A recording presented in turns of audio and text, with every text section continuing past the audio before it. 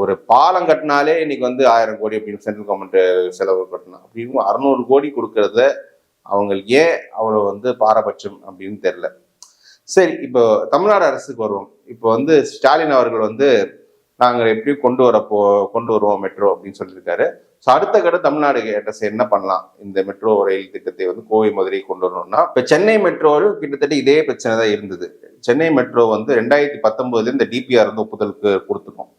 ஆனா அவங்கயும் அங்க வந்து 4 வருஷம் அவங்க வந்து காலதாமதம். ஏன்னா அது பெரிய ப்ராஜெக்ட், 65,000 கோடி ப்ராஜெக்ட். இது அவங்க ஒப்புதல் கொடுக்காம இருந்தாங்க.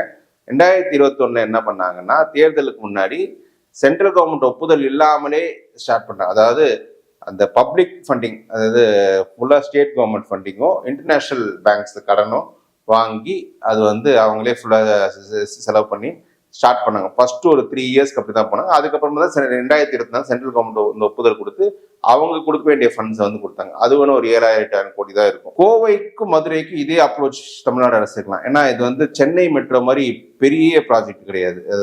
சென்னை மெட்ரோ ஃபேஸ் 2 மாதிரி பெரிய ப்ராஜெக்ட் கிடையாது. 65,000 கோடிலாம் எங்கள்ல செலவாகாது.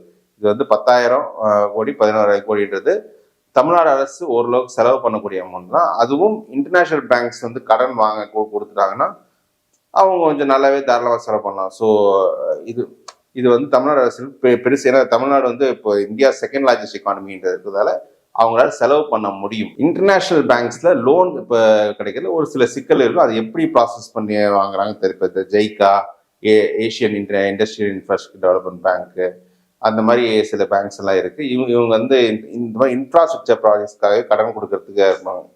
அவங்க கிட்ட இவங்க ஸ்டேட் கவர்மெண்ட் மட்டுமே அவங்க ஷூரிட்டி மட்டுமே கொடுத்து கடன் வாங்கிட்டாங்கன்னா இந்த கோவை மதுரை மெட்ரோ ப்ராஜெக்ட்ஸ் வந்து செயல்படுத்த முடியும்.